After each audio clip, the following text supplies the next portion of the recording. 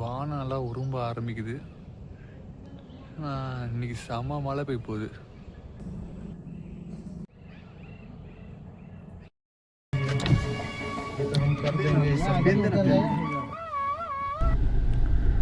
நாட்டாம படத்துல வர எரும மாடு மாதிரியே இருக்கு.